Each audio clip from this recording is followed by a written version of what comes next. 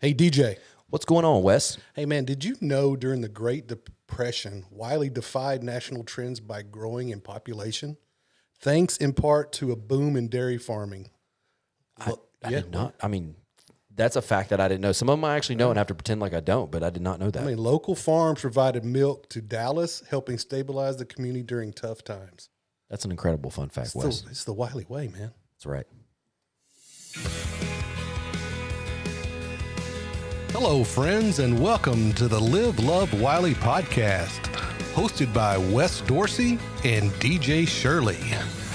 Connecting people in the city we live and love.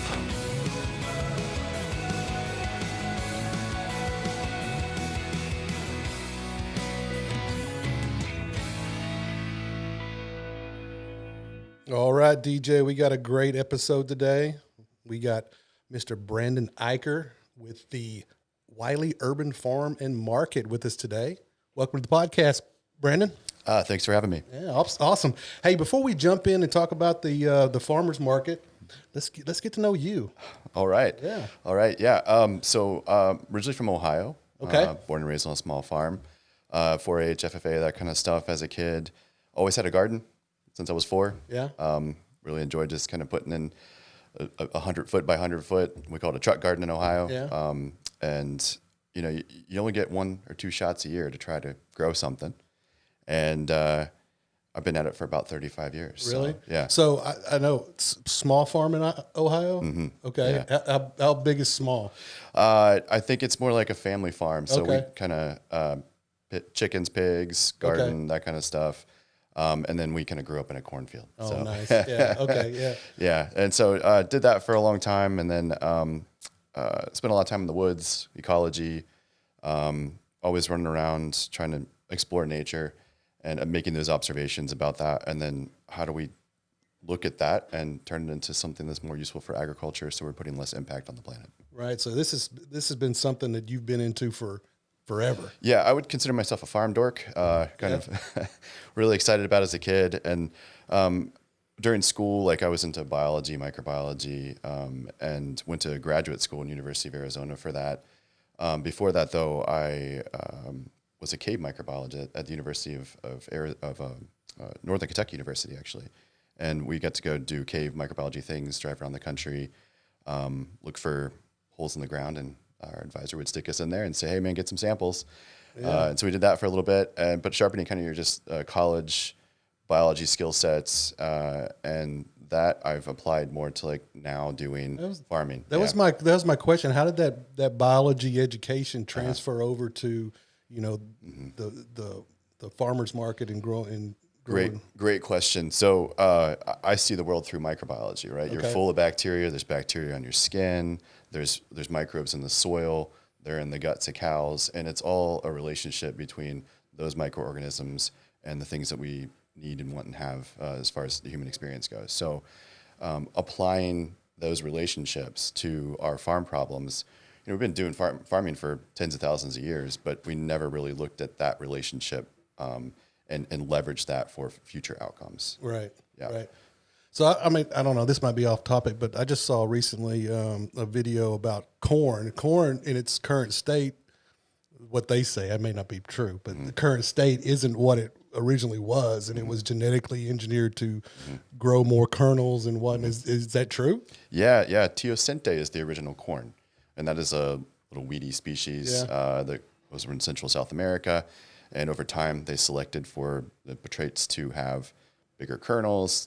The grain itself would move further down the plant, and it's not really been around for too long. It's only been 6,000-7,000 years since we've had these modern corn varieties that produce a good yield. Oh, wow. I thought it was just like something on the internet that somebody, some AI made up or whatever. But well, this one's true. Huh? Yeah, this one's true. I mean, they've modified other things with genetics and things recently, but I like the molecular biology side of it. One of my degrees is in molecular biology, but it takes a lot of energy and effort to genetically modify something when you could just figure out how to better produce it in the real world, and you're not dependent on those types of genetics and seeds to make your farm happen. You're more independent of that. Got it. Yeah. So So you went to University of Arizona, right? Got your PhD? What? Yep. PhD? Doctorate in environmental science, focused on microbiology. And that was really fun, studying soil chemistry, water issues, water reclamation, water treatment, looking how things like human and agricultural waste went out in the real world and what we do about it, and tracking that around and making sure that it's still safe for humans to interact in that system. Oh, that's really cool. That's really technical. Yeah. So Yep. Had a lot of fun doing that, but I would say my more favorite part of grad school at U of A was actually the school and community garden program that I was an internship program at. And that was very more grounding than publishing papers. It's actually building community, watching community thrive, using ecology and agriculture as a tool to heal and connect communities, and then using it as a medium to educate and provide therapy for school children. So did you start that program there, or was it a program that was in existence that you kind of joined on and added to?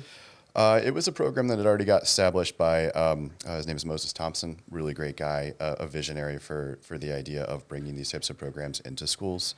And the University of Arizona and that school, Mons Elementary, got to use internships. So we got a lot of this free college labor to help build the program. And the community came together and built this amazing outdoor learning lab. It's just different habitats. There's chickens and gardens.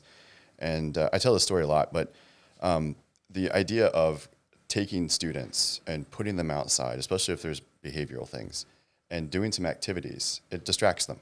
Oh, absolutely. Right? And then they start to open up and speak to you in ways that you would otherwise never have if you were just a counselor and a person on the other side of the table. This creates a space for safe sharing. And then you've got environmental exposure. Kids are outside running around, getting microbes, getting healthy food, learning where their food comes from, connecting with other classmates, problem solving, getting exercise. And I just think that every school system and community should have something like that as part of their, let's just call it an agro ecosystem inside of their school, whether it's a rural school or an urban school. It doesn't matter. It takes a lot of energy and effort away from the teacher to have them go out and do the exercises. And it's a diverse habitat. Right. It's not a white roomed wall where you're trying to manage 27 experiences there. You're letting them go outside and they do their thing and they self-select for a good time. They execute the same work that we're asking them to do in the classroom, but you're not having to. It's like a real life lab, right? Yeah. Well, imagine that. Ecology, habitat, just putting the human back in where we're supposed to be. Yeah. That's the goal. And I think that's kind of the goal with how I see the world. It's an ecological problem. A lot of our foundational health issues are actually due to not being, like, you wouldn't study an elephant in the zoo. Right. You would study an elephant in the savannah. Right. And then you observe all these behaviors and things, and you're like, what's going on here? It's not the same thing. Right. So the community program that was you were involved in at the University of Arizona, was that tailored towards like elementary kids or high school kids or? It was a K through 6 school, and then they kind of expanded it to middle and high school. And it was beautiful because you get to watch the kids go all the way through and then come back and then be an intern in the program that they started at. Yeah. And it's kind of self-sustaining now. So I don't really follow them that much anymore, but I just think that every community should be focused on that as a potential solution to a lot of foundational challenges. Yeah, that makes sense. All right. So what did you do when you left the University of Arizona? So after that, I was a research scientist for Amway Corporation, did a lot of water quality stuff, gut microbiology, skin microbiology, product development, ag research, kind of got my corporate experience in. And that took the academia part and actually applied it to something more useful, where it's like great to write a paper, but you need to figure out how a product works, or how do you sell it, how do you retail it, what are the tools and techniques that corporations use to implement those things and run their business. And that was a cool experience to have it from that side. I also was running a small farm in Michigan at the same time, kind of just keeping my feet wet and learning all that stuff. But now after being there for 8-9 years, I think, and the pandemic happened, and that messed up everybody's lives. But decided I need to take a break from that and maybe do something a little bit closer to the ground, a little bit more community. Like it's wonderful to learn those things, but you're doing work for other people. You're not always necessarily getting compensated ways you would like, and you're kind of isolated. I mean, if you're running a job like that, you're traveling, you're doing research, you're kind of just doing your own thing most of the time, and you don't have a foundational community of people to plug into. Right. Especially if you're new from a new area. Right? Absolutely. Yeah. So Michigan, Yes, Michigan. then pandemic hit.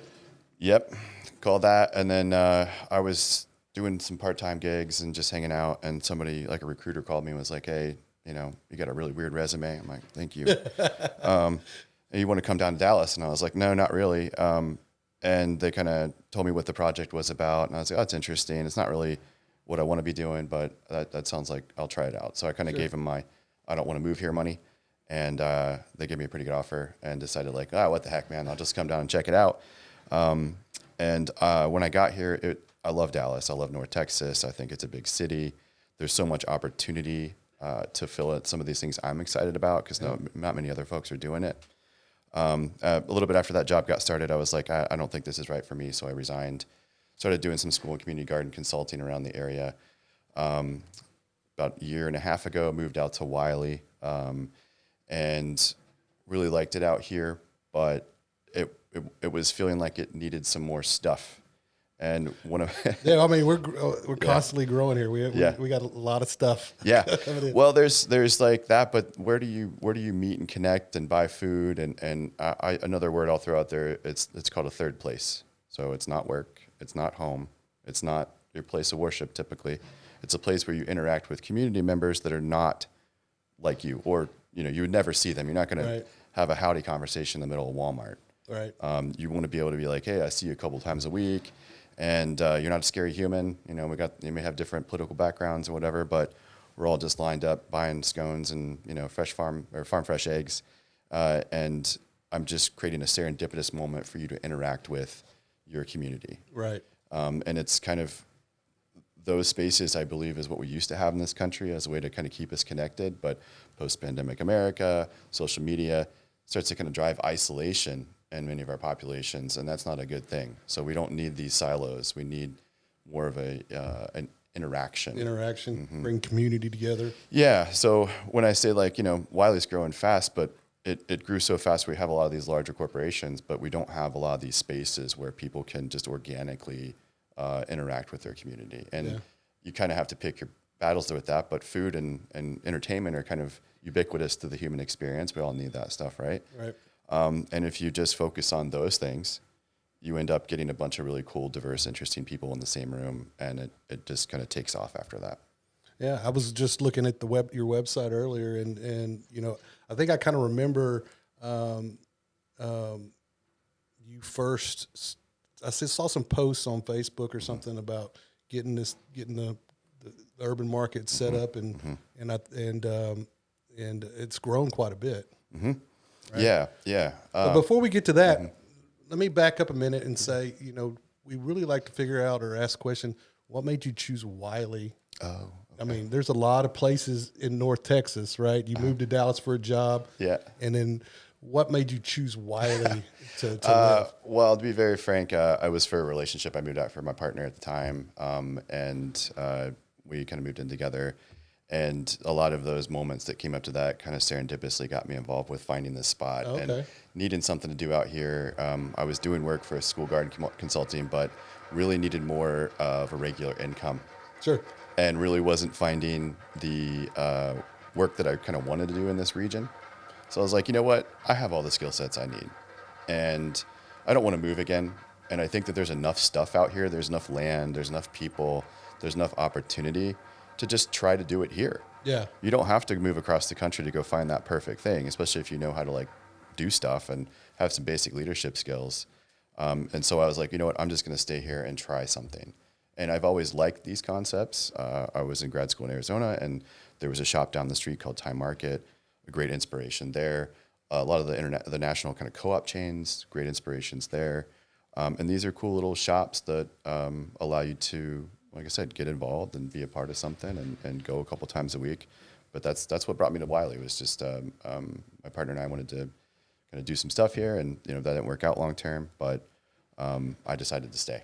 Awesome. So, yeah. Well, we're glad you stayed. Mm-hmm. Absolutely. Mm-hmm. So, how did you develop the concept of the urban farm and market concept that you have? Because you talk about community gardens and stuff like that. So, how did this specific concept get developed? So I was at the Wylie Farmers Market like 2 years ago when that first got established. Rachel Eccles was doing some great work there and had got that going, and I was like the first vegetable vendor. And the market had ended that fall around October, and at the same time I was looking for a building to make this happen in, and somewhat serendipitously came across one across the neighborhood where I was living. And I was like, wow, it's unincorporated, so it's not Wylie rates, and I got a really good deal on the building. And it went from like always wanted to do something like this to, oh, there's an opportunity, to 3 weeks later I have a business plan, and just kind of built it like really fast, real time, organically. And I had reached out to Rachel and said, hey, do you want to like part-time manage this? You've got vendors already. What if we ask those people to kind of continue the farmer's market inside the shop? And so we brought those folks in. We added a few more people to it, and tried to round out a good offering for that spot that we have now. And then I just went and manually built everything. Just went to the hardware store, got some boards, got some timbers, got some wood and stuff, and put it up, built it, and that's how we got started. Awesome.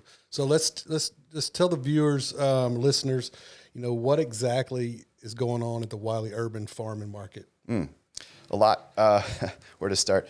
So I think right now we're very focused on creating a really cool vibe space just for you to come in, and it's just so that you can have an opportunity to buy stuff that you want to eat or an experience you want to have on a weeknight. Yeah. The farmers markets are great, but you got to wait till Saturday, and it's hot, and they're kind of designed to not really buy a lot of stuff. You got to haul it around. So that's cool to keep doing that. But if it's Tuesday, Wednesday night, and I want to make dinner, and I want to get my local beef or whatever I'm excited about, you're out of luck. There's nothing around here to go do that. Right. So we want to create that space in there. We're working on producing more vegetables and getting more fruit in. And every weekend we have pop-up markets. In the state of Texas, you're technically not allowed to sell cottage goods to third parties. So you have to physically be present to sell things like bread. But that should change September 1st. So it'll be interesting to see how that happens. And then within the shop, we've got like a little cafe where we process foods, take some of the burden off of whoever's cooking at the house, knock a few minutes off of your making tasty foods. If you go buy a bunch of groceries that are unprocessed, it's going to take some time to turn them into something you want to eat. And everybody's very time poor out here. And the goal of the market is to kind of help promote that. Right. And we are working on more entertainment things. So live music, outdoor pop-up food type vendors. And then this will be announced, so I guess the first time here, we're going to start to offer a full-time event venue space. I won't get into the name and all that kind of details, but we wanted a space where you could come and hang out, watch a live show in the AC, catch a weeknight market maybe, go to a yoga, do sound bath, have a wedding, retirement, birthday party, but a low-cost, cool spot that you can come and build some community. And I also get people in the market at the same time. Right. So I'm kind of trying to promote the market through that so that the 30 or 40 vendors I have in the shop, they have enough sales all the time and they feel good about it. Right. Yeah. So 30 or 40 vendors, that's quite a few vendors. Sure is. Yeah. So what's the gamut, what's the spectrum of what they provide?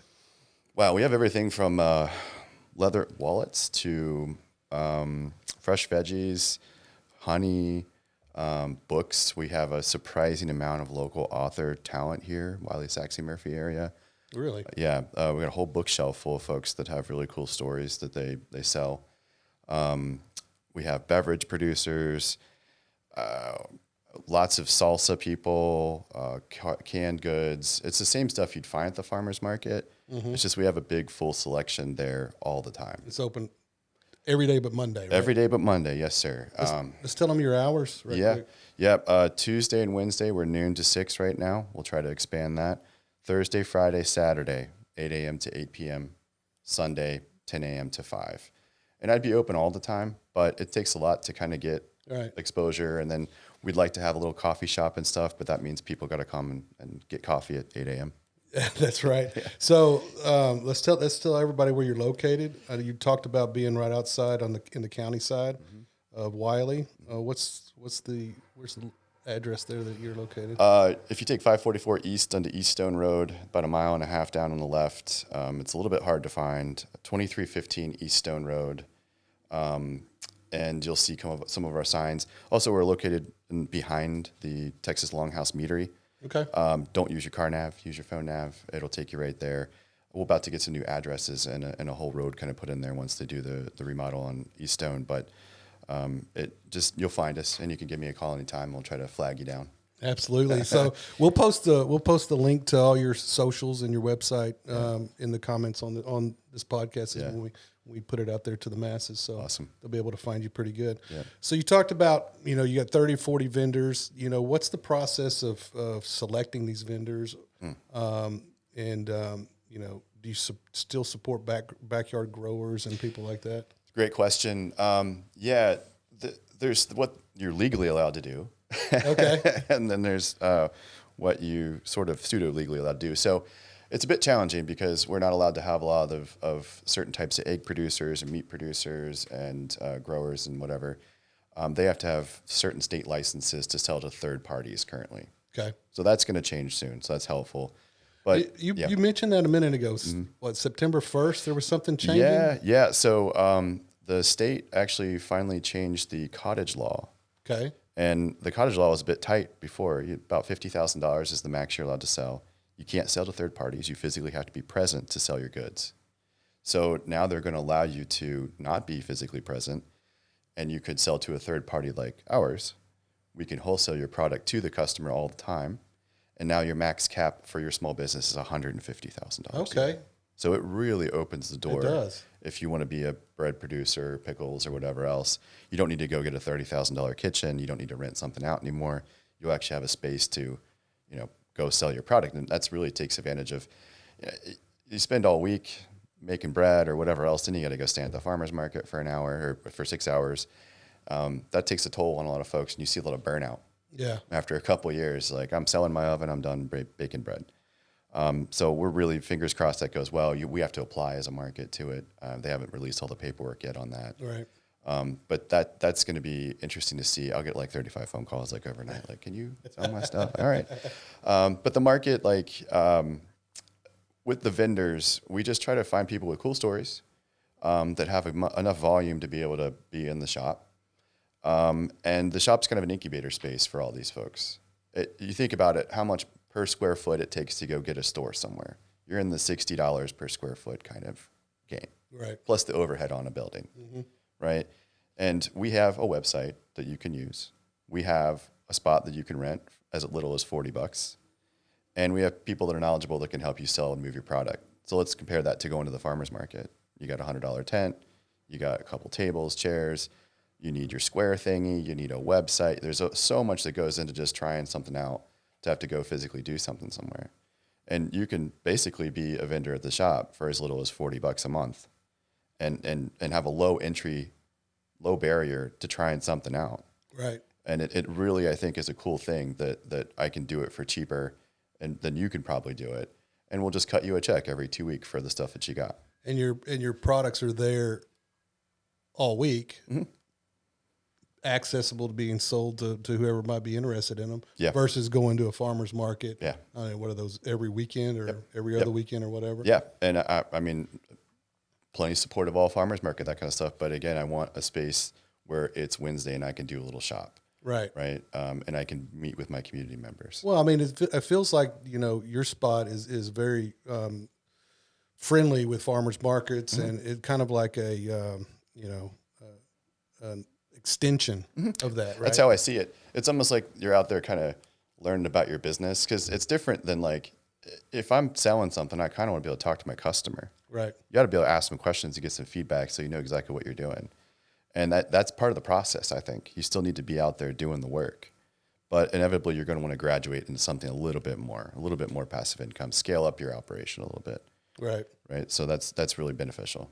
Or, if you're out, these guys are out at their farmer's market on the weekend. Things like, if you need any of this stuff during the week, we're also over at the Wylie mm-hmm. Urban Farm Market, right? Yeah, that's exactly what happens. And they get another little boost in sales. They can tell their story. We're trying to find a lot of those backyard vegetable guys Yeah. A lot of retired folks getting into it. A lot of people who are a little bit older are aging out of it, which is also scary. You had a great comment about like the milk situation. Yeah. Right on. There are no really good milk operations up this way that have enough volume to kind of make a big difference. That's problematic. Yeah. Yeah. So I lean into like, grandpa's backyard truck garden and say, hey, you got some good stuff. Please don't spray it with a bunch of pesticides, but it's probably the best you're ever going to have. It's right out of the ground. And so bring it in a box. I'll give you $30-$40 a box for it. Yeah. We resell it to the community. And I'll harp back a little bit on the microbiology thing. Like I personally believe that in order to have a healthy, nutritious food, it can't be just organic. Most of that stuff you buy from the grocery store is 2 or 3 weeks old by the time you eat it. Right. And there's no nutrition left in it whatsoever. So we got to find very clever ways to get it from the ground to your face within about 72 hours. Otherwise, you're really missing out on the value of the healthy food. Interesting. Yeah. I bet a lot of people don't know that fun fact. No, they don't. And a lot of those things that make us healthy with our microbiota and our gut really require a lot of those phytonutrients and chemicals from the plant to self-regulate, their hormone balance. All these things are, now we know, Yeah. are coming through our GI system, and that is important to be. Like we wrote the nutritional guidelines in the 40s and 50s and 60s without the 10 billion or 10 trillion organisms that live in you and take care of you. Right. So now it's time to kind of revisit that and find clever ways to get some of these foods back into our lives, more diversity. We only eat about 32 vegetables in this country. There are 32,000 edible things on this planet. Pretty wild. We eat about 32 Yep. of the 32,000. Mm-hmm. Yep. Insane. Yep. And Dallas is a cool spot because you got people from all over the world. Right? Yeah. And you learn these little grandma knowledge recipes, or like, what's that funky looking plant over there? And it's something they've been in their lives for their entire existence. Right. And we just need to kind of learn and adopt and adapt some of those things that do really well here. And there's no reason why we couldn't double, triple that number overnight, just with a little bit of effort, a little education, a little hand holding on the consumptive practices. I'll give you an example. I grow lots of summer greens, Okay. but they're not kale, they're not lettuce, they're not spinach. But they eat that way. You don't need a recipe. It grows when it's 110 degrees outside. Pluck it. Leaf looks different, similar taste, same price, Yeah. but it's a completely different plant that you've never had before, Yeah. which is kind of cool. It's really good for you. Yeah, and it's fresh, Yeah. right? There's vitamin C still in it, and you don't need a recipe. Like, what is this for? It's spinach. Put it in a salad smoothie. Put it in a stew. Whatever you want. Put it on pizza. You can eat it raw. You can cook Yep. it. You can do whatever. Yep, and we've been eating it for thousands of years. So do you guys, like, you say no recipe needed, but, if somebody comes in, they're new to fresh vegetables or whatever, and they're like, well, how do I prepare this? Do you guys have, like, recipes or, like, tips and tricks for people on preparing fresh fruits and vegetables and stuff? Great question. And that really keys in on one of the barriers to these food movements. Part of the reason why I want to get involved with the schools more is because you kind of start educating them at that level. Right. By the time they're adults, we don't have to have these conversations. But where we're at right now with most of the population is there's some barrier to eating this stuff, either knowledge, access, time, money. And we need to find better ways to get that in. So either myself or I have like a cook or a chef there, you can come in and be like, man, I don't know. I like sweet potatoes and I like pork and this, and this. And we're like, okay, cool. Well, let's just grab you a few things around the shop, put together a meal kit for you, and you can go home and knock it out. Like we've got little jars of sauces and things. You can literally get a chemistry-free, all local, organic cooking experience in my shop, probably $30-$40. You got 5 or 6 servings worth of food there. And it's a matter of just taking this pre-cut meat, taking these veggies, add this sauce packet, simmer for 30 minutes, make some rice. You probably know how to do that. And you got a really good, very healthy meal. And you didn't need a recipe book. You didn't need to get on YouTube. Just heat up the pan, toss it in. Here you go. Yeah. I mean, that's very interesting. I mean, I've gotten on this kick recently and, to unlearn all the what we were told when we were kids about what's healthy to eat or whatever. Mm-hmm. And really, watching videos of people online talking about the benefits of healthy eating or natural eating, I guess, and how a lot of our ailments and sicknesses come through from what we eat, right? From your face, I think this probably agree with this, right? I agree with that 100%. I think we've got a lot of work to do, and that's part of the reason why I'm at this effort from an educational piece. I can now offer like nutrition classes in there, Sure, yeah. right? And not only is it helping to myth bust the narrative of all these different foods, which I used to do that for my corporate job, and that was a lot of fun. Yeah. So hopefully you look at me as like somebody who can be trustworthy, that, hey, this is, I probably spent all like last 3 nights reading about it. So if you want to trust somebody, geeking out on it. yeah, exactly. And I'm like, here's the facts. But there's that food layer, right? That's stuff we're going to put in our body. But just backing up just a teensy bit, that ecology piece really, really, really is that foundational bit of how we interact. The number one killer in this country is loneliness. It's like smoking a pack of cigarettes a day. Really? It really is. It's not bacon, as much as people want to talk about it. It is literally the act of being isolated. That'll kill you faster than anything else. Yeah. Right? So that is an ecological problem. Okay. That is a societal problem. And that we need these spaces to foundationally be good as human beings. And then we get into our nutrition, and then we get our upper levels of wellness, mental health, that kind of stuff. There's a really great book in the shop. And that reminds me, the shop also has my personal library in it. This is 20, 30 years of collecting cool books. Okay. And y'all can come in whenever, sit down, grab a coffee, read it, take some photos. If you want to buy it, please buy it from Jeff Bezos, not me. Don't take it, please. And you can learn about all these things. And immediately, there's no excuses anymore. There's cookbooks there. There's gut microbiology books. There's how to grow chickens, anything like that. You're welcome to. But I really wanted to create that space for that education side. Yeah. Right. And so we talked earlier about you being involved with the educational outreach there for the local elementary school in Arizona. Mm-hmm. So the plans are to try to get involved with the schools here locally to add that similar type program. I would love to. I think that's something that the community could really win with. I mean, we're facing some other issues here. So we've got all these societal things with the ecology stuff, right? But demographics are very important too. And our young people, we don't have any of them left. Our birth rate is now below 2. So that means that for every 2 adults, you have 1.5 babies. That's not good over time. Yeah. And then on the other side of that, we have a lot of senior folks. They're about out of the workforce. We only got a few more years left before all the boomers are yet to retire. What are you going to do with 35 million seniors when the next generation below that is 15 million human beings shorter? Those are all the folks that know how to do stuff. Right. What's the plan? Right. All that hands-on tribal knowledge is gone. Yeah. They call it grandma knowledge or whatever, and it's gone. There will be. Give it another 8-10 years. But we have to go back and look at these schools and try to get them set up for what the future brings, not the right now. They're getting trained for jobs that don't exist or will not exist soon. But I really would like to see, if you just take a farmer, for instance, right? The current mythology is that you're going to be broke and broken for the rest of your life if you choose to get in the food business, because that's how it's worked for the past 30 or 40 years. Right. Right. But how are you supposed to take a educated high schooler and say, you know what? Don't go to college.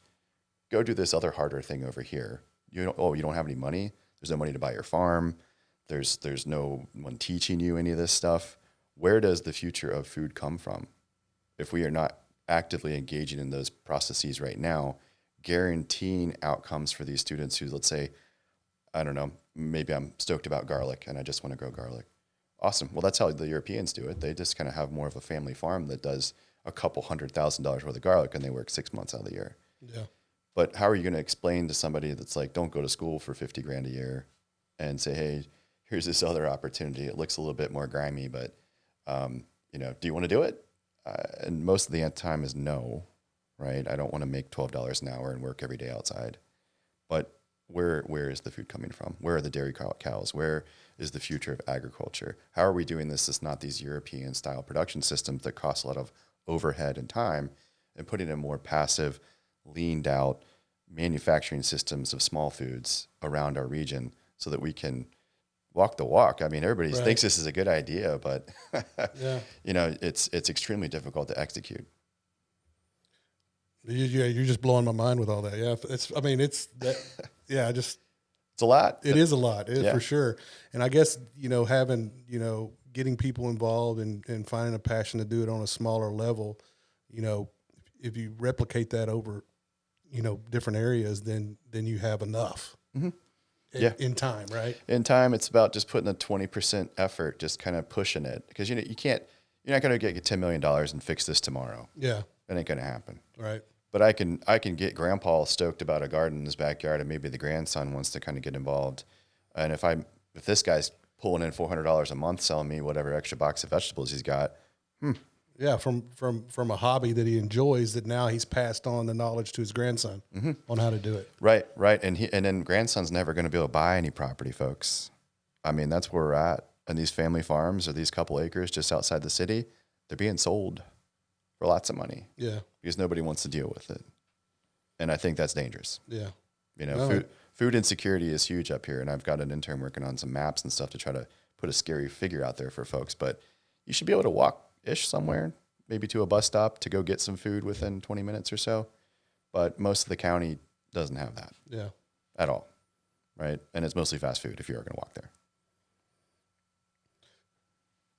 That's intense. Yeah. All right. How do we pivot from that? So let's talk about community response. What has surprised you most about the Wylie community that has embraced the market since you've launched it? Yeah. It's interesting to see people come in and immediately kind of light up and they go, this is different. And they're like, this place has a really good vibe and feel to it. But they're all different types of human beings. Right. Left, right, center, old, young, doesn't matter. They're all connected over food, and they just feel welcome. Yeah. Right. We're a neutral territory. You're welcome. Yeah. Here. Right. And nearly to the point where people walk in and they have tears in their eyes. Like, wow, I feel so alone. I feel so isolated. I've been wanting a place like this. A lot of them are like, this is the place I wanted to build. And I'm like, well, I built it for you, friend. Like, you can welcome. Have a seat. There's a couch right there. Just enjoy the space. I own the building, but I don't want to own it, to be very frank with you. Yeah. I want to shop there. I want to hang out. Yeah. I want to be part of the community. Right. Right. It's kind of hard to work and have community at the same time, but it's really great to see all of our community members go, wow, like this is what and they come back, right? And they tell their friends, and they want to be involved. They're like, hey, my sister makes XYZ. Sweet.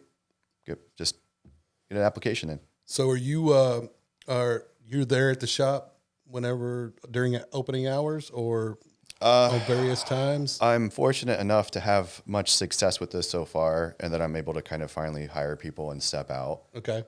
So I'm there frequently, but now I have a full staff that can handle kind of cash register stuff. And I do a lot of the procurement, purchasing, organizing, building type thing. A lot of behind the scenes stuff. Mm-hmm. Yeah, I'm trying to run the business and not be in it, as you know how that goes. And so we just hired some more folks, and I think now I can kind of maybe step up and play a little bit more of that, like, leadership role versus like the doer stuff, so we can build the rest of the little bits that are here. Sure. Yeah. And then it gives you free, if you're not working in the business, then it frees you up to be part of the community. I can come and be on a podcast. Yeah, absolutely. Right. Yeah. Yeah. So, we talked about, it's a year-long operation, Mm-hmm. right? Mm-hmm. What's some of the biggest challenges and benefits of running a full-time market versus a seasonal one? I mean, because, you can't grow all these vegetables 365 days of the year, right? So some things are seasonal, right? Mm-hmm. Biggest challenge is that you're fighting against the farmer's market, or not market, the grocery stores. We as Americans are quite spoiled. We have access to almost every vegetable on the planet 24/7. And everybody else in the world, they don't really. I mean, there's some other more developed nations, but for the most part, you're eating seasonally. So it's very difficult when somebody walks in, they go, oh, well, I don't see as much produce as I would like. I'm like, well, the produce that you are seeing isn't local. It's not from here. And we're trying to keep very tight to stuff that I can get with a couple 100 miles of North Texas. Right. For the reasons why I stated earlier, of like, if it's not fresh, it's probably not as good for you. So it's just a waste of expensive organic blueberries. Right. Right. So that's one challenge, the education piece of like seasonal eating and education. Then the model itself is challenging because you're not dealing with traditional margins. Like, you come and put your product up, we add a 20% mark up from your asking price. And that's just enough to kind of manage the shop. And then we asked you to be part of the co-op. So you're paying to be there as a monthly lease fee. Right. And there's not software that does any of this stuff. There's people that try. Yeah. But it's a unique business model, and it's a unique thing that is extremely difficult to do with the existing tools. So what I've had to do is do a lot of learning, do a lot of thinking outside the box to try to build a better solution. And we think we got it sorted. So next week or two, we'll have a little bit of a website tweak. I figured out a way to manage the 40 plus vendors without having a full-time employee dealing with it. And we think we've got something extremely unique to how these things can operate and potentially reproducible. Right. That's interesting. So, we talked about, you talked about partnering with maybe the school district. Are there any other, local partnerships that you're involved with now that have been impactful for the business, or maybe some that you've got on your radar that would have a tremendous impact to the market? We work with lots of different groups, especially in the special needs area. We've got an event on the 17th where we're going to invite kind of kids with needs in and have a dog and do some cool stuff and just support them and make them feel a part of the community.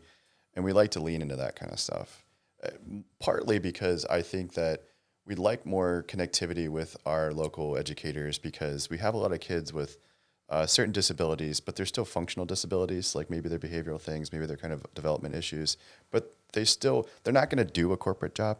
Like, right. That ain't going to happen, right? But what are you going to do when you're 30 years old and you're on the autism spectrum and you need something to do with your time?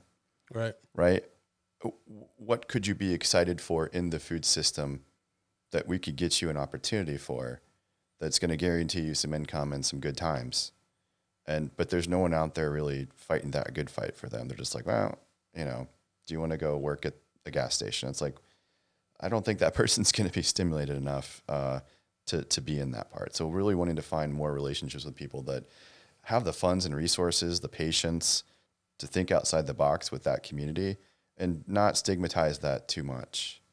Like they want to work. They want things to do. They don't want to be a burden. And I think we need to do better at creating opportunities, especially within the food system, for stuff like that. I think that's a great idea, especially with the community aspect of what you got going on over there. Being involved and talking with other people, and then also learning something that's beneficial, right? Skills oriented. Yeah. I mean, I was lucky enough to grow up on a small farm. My dad was crafty. He's an engineer.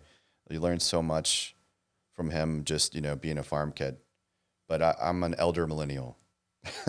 I grew up in a very different area and time and that kind of stuff. And then our new generations, they don't have access to those types of things. They haven't had those experience. And I'll plug a book really fast. It's called The Last Child in the Woods by Charles Louv. And it is a great example of what I'm getting at with that foundational wellness piece of being out there in the world and building a fort or falling out of a tree in a safe space kind of thing. I feel like you've read a bunch of really good books on this stuff. And do you have on your website a list of your recommended reads? Great suggestion. I should. And I think with our revamp, I might do that, kind of say, here's what the library is. And I want to do a book club. Yeah. That'd be cool. And I kind of, when you come in the shop, I have a spiel for everybody so they get to listen to me for like 5 minutes. Some of them like it, some of them don't, but you get it anyway. And I'm like, there's a little table when you first walk in, and those are kind of my premium choices. Right. And so you can pick up what I'm excited about this week, and I'm almost like goading you into reading them if you want to be a part of my network and you want to listen to me and carry on with all this other things. I can give you a 5-minute snippet, or you can get in my brain and read that book, right? That's neat. Yeah. I listen to a lot of audio books, in the truck driving around or whatever. I'm gonna add some of those books to my Audible. yeah. I got a bunch of them, and we'll get you hooked up with all of it. That's a very important thing for me, is to educate in that way. Awesome. Cool. Future plans. So are there any plans to expand the market, new locations, services, event types? I mean, we kind of touched on that a little bit. Yeah, there's a lot of stuff that's rattling around in my brain, and I usually am an overthinker. Yeah. But I've come to kind of find that if you just have an emotional direction with things, open your heart and mind to what's going to happen, the universe is going to afford you a couple paths forward. Right. You just got to be ready to kind of pick it. And I'm always trying to make things happen, and I need to do more of the let things happen. So with the market, the vision is to get more food in the shop. We're going to add on the back of it a greenhouse to have some plants and some more seating. Then we'll open that event space probably September 1st, where we can do night markets and yoga and more of like a wellness kind of event to it. Yeah, Okay. you can have a wedding and all that kind of stuff. It'll be really cool. But I really want another reason to have an air-conditioned space with food focused and live music so that you can come and hang out and feel like you've got something to do on a night that doesn't involve going to the bar or drinking, that kind of stuff. Right. So that's that. And then there's some property around the area that I would like to have more of an education farm model for. So there's a little abandoned farm next door. There's a little pasture. Would love to have like a nature preserve walk thing with a community garden that we can educate in and take field trips on and show kids. Like there's nothing more exciting than watch like a kid who's never done vegetables yank like a 2-foot carrot out of the ground. It's like drugs to them. They're hooked. They're just like, oh my God, this is a cool thing. They carry it around like it's the head of their enemy. Just like, yes, this is cool, man.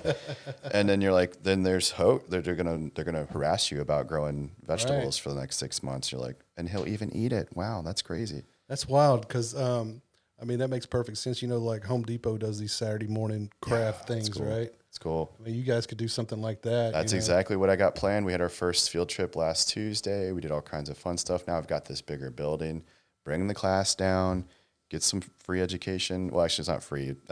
It's $20 to get in, but it's a 90-minute, 2-hour kind of experience. And you can go, the parents can go hang out, drink some coffee, right? Let the kids run around, make natural dyes, learn about composting, grow some weird plants, try some vegetables. Yeah. You name it. I can even customize things to whatever the school's trying to do.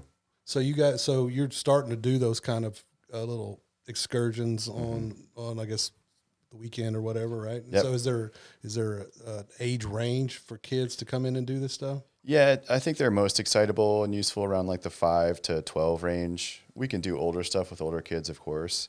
But I think if we're just trying to capture imaginations and start to kind of communicate, those are the ones that are most impressionable.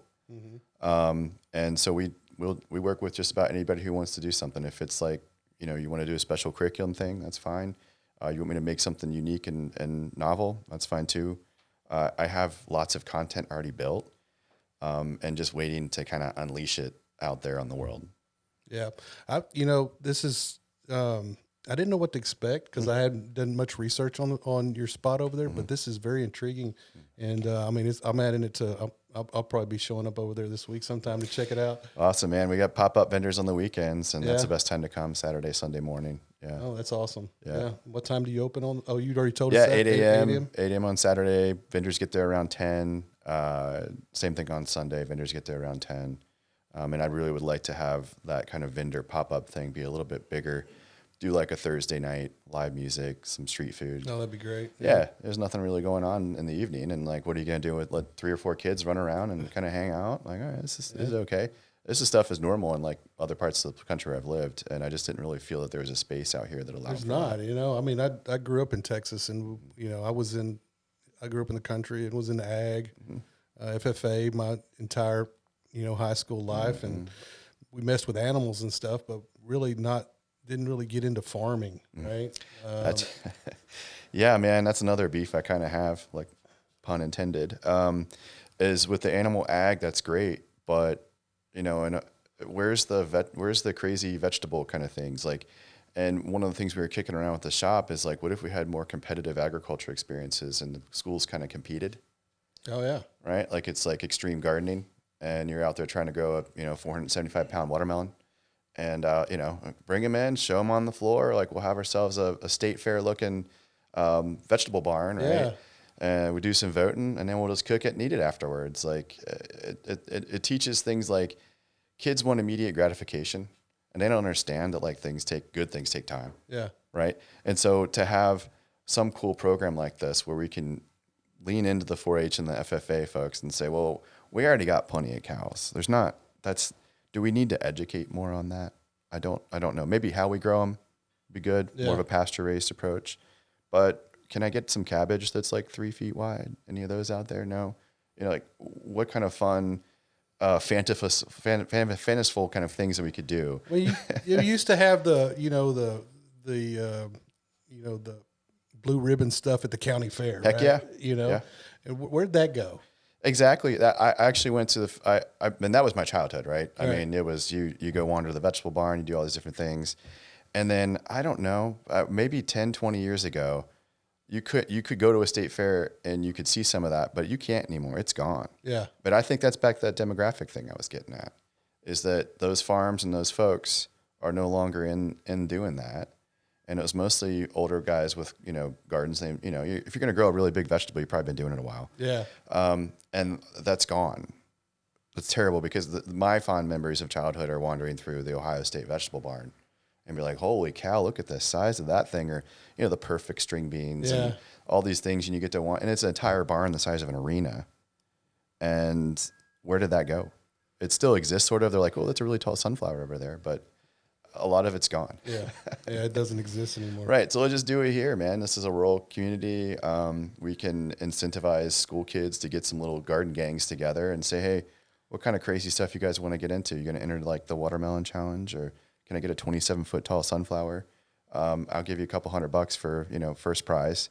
And do you want a job? Like, Yeah, it's kind of like the science fair. Let's have a vegetable fair or whatever. Yeah. And you can have like, organic versus like whatever synthetic stuff. But the cool thing is it's a science experiment that takes 6 months, and it's teaching your kid, like, not all things are going to happen after you click this button. Right. I'm going to work at it. I'm going to have failure. That's painful, but also important.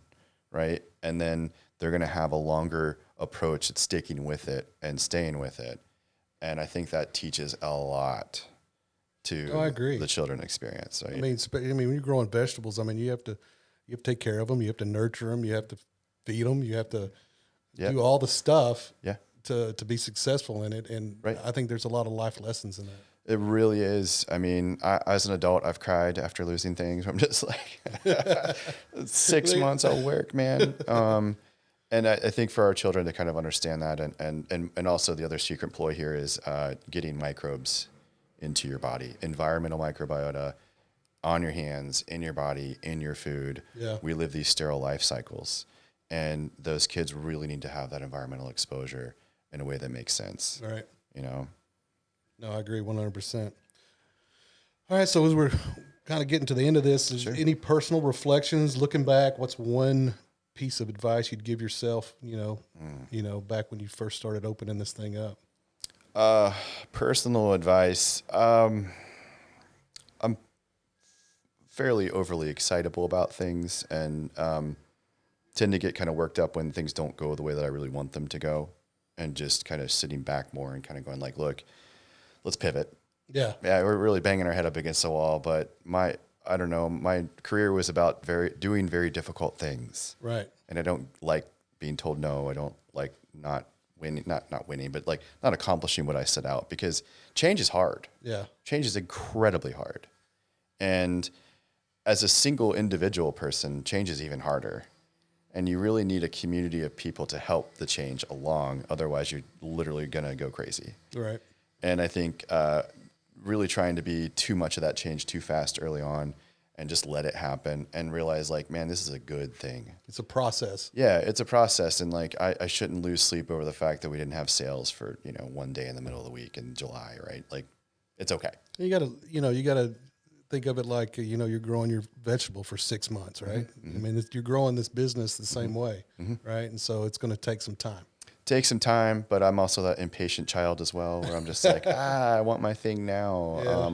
I want income. I want all the security. I want all these friends and community to happen like tomorrow. But practicing way more gratitude for, which is challenging for me, about what we have, focusing on the wins, being like really grateful for the fact that literally hundreds of people show up every day, and they are beaming with excitement that this is here, right? And that they're a part of it, and I'm grateful for their being here. is incredibly important and not something I terribly focus on a lot. Yeah. And I think maybe there's a lot of folks here in Wylie that don't even know you're over there doing this stuff. So that's accurate. Yeah. So hopefully, they'll see this podcast and come give you a visit out there and check it out. For sure. Yeah. Do that. Grow me some vegetables, man. Like I think we've got a lot of change happening real fast, and I think we can get some of our food systems sorted here in North Texas within a few years. Not perfect, but in the right direction. And be mindful of our students and our college kids. Things are changing really fast, and don't force them to go do these things where they're putting themselves in debt for the rest of their life on jobs that may or may not be here. Yeah, there's to piggyback on that. I mean, there's a big there's a big gap in the trades, right? Oh, trades and don't get me started. Farming and all that stuff. And yeah. I mean, you kind of mentioned earlier, everybody's going to school, getting in debt, piling into these jobs that are oversaturated or may not even be here. Mm-hmm. And we're having a tremendous shortage of young adults coming into the trades and welders, learning a skill. Plumbers, electricians, craftsmen, all that kind of stuff. And only in the last decade or so that financially start to make sense. You could make $100,000 a year after doing a journeyman at some project for sure. Yeah. It took me, I wasn't 30 some years old till I made that kind of money. Like, holy crap. I was making like 18 grand a year, pipette and clear liquids in a basement somewhere. Yeah. And while that's good, I also do enjoy welding. Yeah. I do enjoy all these things, but what kind of crazy job blends molecular biology, ecology, environmental science, and then, building stuff? And I think the only answer to that is probably agriculture would be my guess. Yeah. So that's what it gets me excited about. But please help. We need more of these types of folks, and we need more of the. Let's stop shaming. Let's just be excited about. Hey, being an electrician is cool, man. Like that's great work. It's not a dirty job. No, not at all. And just let those kids get in there, get to work. Don't force them into these programs that don't really make sense. And if we could add some agriculturalists to the list, I think. That would be really good, but that's harder because that land issue is a real issue out here. Yeah. Access. They're not making any more land. No, but there sure is a heck of a lot of it out here. It just keeps going up in price is the problem. And then when grandpa retires and doesn't want to own the farm anymore, well, nobody in the family has, the kind of funds to purchase that. Right. So we got to find ways cleverly and quickly to help turn some of those narratives around. Otherwise, we're just going to be a sea of houses and there'll be nothing to eat. Yeah. Yep. Challenging. That's the hard truth. Mm-hmm. Yes, sir. All right. Before we wrap up, anything that I didn't ask you that you want to let people know, or? Mm-hmm. No, I don't think so. Yeah, I think we covered it all. Like I've got plenty more things to talk about, but that's require more of a intro and pivot to a few other topics of interest. Sure. But I think for why we're here today and the messages I want to communicate, I think we hit the nail on the head. Awesome. Well, Brandon, it was a pleasure having you on. Appreciate you. I learned a lot, and I hope everybody listening learned a lot. And come by and visit you there at the Wylie Urban Farm Market. Wonderful. Thank you so much for the time, fellas. Absolutely. See ya. Thank you for tuning in to the Live, Love, Wylie podcast. If you're watching us on one of our social media channels or checking out a reel, we would love to have you subscribe and like over on YouTube for the full episode. Thanks for tuning in. We'll see you next time.